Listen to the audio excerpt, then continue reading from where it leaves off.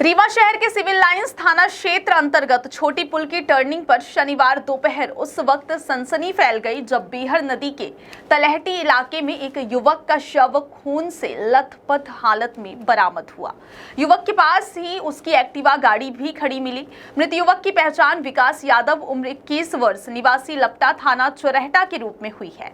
सूचना मिलते ही civil lines police मौके पर पहुंची और शव को कब्जे में लेकर पोस्टमार्टम के लिए संजय गांधी अस्पताल भेज दिया गया। विकास की बहन पूजा यादव ने मीडिया से बातचीत में बताया कि उनका भाई खन्ना चौराहा स्थित एक इलेक्ट्रॉनिक्स की दुकान में पिछले 2.5 महीने से काम कर रहा था। रोज की तरह शुक्रवार रात भी उसने घर फोन कर बताया था कि काम ज्यादा है, वह देर से लौटेगा, मगर इसके बाद रात भर उसका फोन स्विच ऑफ हो गया। सुबह तक जब उसका कोई पता नहीं चला तो परिजन उसकी गुमशुदगी दर्ज कराने चोरहटा थाना पहुंचे। तभी सिविल लाइन पुलिस से एक्सीडेंट की सूचना मिली। अस्पताल पहुंचने के बाद परिजनों ने युवक के शरीर पर मिले चाकू के निशानों को देखते हुए हत्या की आशंका जताई। बहन पूजा का आरोप है कि जब काम देर रात तक खिंच गया था तो दुकान संचालक को जिम्मेदारी लेनी चाहिए थी, मगर उसने ना तो घर सूचना दी और ना ही विकास को सुरक्षित घर पहुंचाया।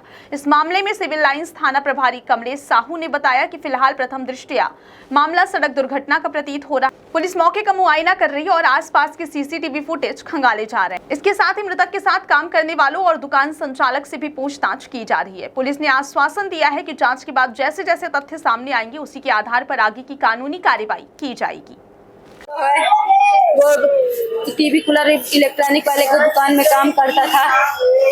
11-12 बजे सुबह घर से आता था 11 बजे। इसके बाद 10-11 बजे रात जाता था। कल वो 2 बजे रात मालिक ने छुट्टी दिया, बोला कि सामान उतरवा रहे हैं। इसके बाद 2 बजे के बाद हो गया, वो घर जा रहा था, बोले कि 2 बजे छुट्टी दिए। उसके बाद घर जा रहा था जब तो फोन 2 बजे तक 9 बजे दिन तक उसका फोन लगा है।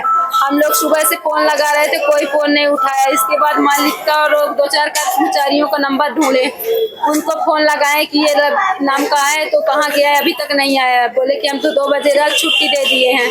इसके बाद फिर से मालिक को लगाए तो बोले कि बेटा हम उसका लोकेशन पता करा रहे हैं कि कहाँ है वो। हम कहे ठीक है। इसके बाद मैं घर से अपने ताला दे के निकल रही थी कि मैं अपने भाई की गुमशुदा की रिपोर्ट डलवाने जा रही हूँ। इसके बाद जैसे ही मैं ताला लगा रही थी घर में, वैसे ही फोन पुलिस वालों का गया कि विकास यादव कौन है आपका। तो मैं बोली मेरा भाई है। बोली जबकि मेरा भाई है तो बोली कि यहाँ संजय गांधी में आप आ जाइए। तो हम कहें संजय गांधी में तो आ जाएंगे, पहले उसको बताइए कि ये कहाँ हुआ, कैसे हुआ। तो बोले कि छोटी पुल के पास हुआ है और आप संजय गांधी में आ जाइए। तो हम कहें कि संजय गांधी में आ जाएंगे, उसकी पूरी जानकारी दीजिए कि कहाँ पे, किस वार्ड में है और किस अवस्था में है। तो बोले कि हम अवस्था की तो जानकारी अभी नहीं दे सकते आपको, पर आप आ जाइए। फिर मैंने बोला ठीक है। मैं यहाँ आई हॉस्पिटल में, कई वार्डों में पूछी, कोई नहीं बताया हमको। फिर मैं यहाँ जो पुलिस थाना चौकी है, यहाँ अंदर जो रिपोर्ट लिखते हैं उनके पास गई। बोली कि मेरा भाई कहाँ है, किस वार्ड में भर्ती है। वो कुछ देर तो नहीं बताए, फिर बोले कि ये देखिए फोटो दिखाए। बोले कि ये है क्या। तो हम कहें हाँ। तो हम कहें कि जी तो आप मरी लाश की फोटो दिखा रहे हैं। तो बोले कि नहीं, ये जब यहाँ आया था तो जिंदा था, अब इसको आते ही जब भर्ती कराए तो एक्सपायर हो गया। हम कहें जब एक्सपायर हुआ तो आपको पहले फोन लगाना चाहिए। जब मैं फोन 9 बजे तक फोन लग रहा था तो आप लोग उठाए क्यों नहीं। तो बोले कि उसमें पासवर्ड डाला था। तो हम कहें लगा नहीं सकते थे पर फोन तो उठा सकते थे। इसके बाद हो गया, यहाँ से भेज दिए कि आप मचूरी में जाइए, लाश देखिए। घटना कैसे हुई? घटना उसको चाकू मार के मर्डर किया गया है। उसको कोई भी पता नहीं है कि कौन मर्डर किया। 2 बजे रात दुकान से निकला छोटी पुल के पास से।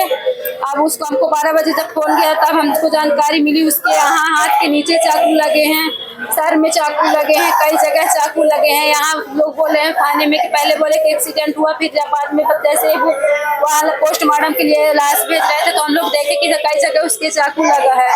अब यहाँ बोल रहे हैं कि चाकू नहीं, अब यहाँ एक्सीडेंट का केस दर्शा रहे हैं थाने में। तो मैं उनकी बहन हूँ, बड़ी बहन हूँ। मेरा पूजा यादव नाम है। मेरे रंजिश यहाँ कोई किसी से नहीं था। गांव में जरूर जमीनी विवाद का थोड़ा बहुत था, बाकी तो यहाँ किसी से नहीं। रहते कहाँ थे?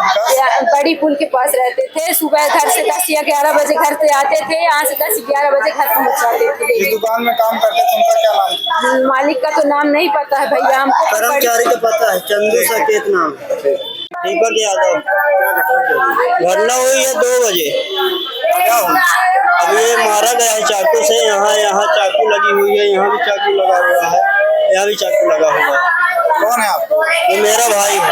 कैसे हुई, कितने बजे घटना है? 2 बजे की घटना है। रात? हाँ, पता चला अभी 12 बजे।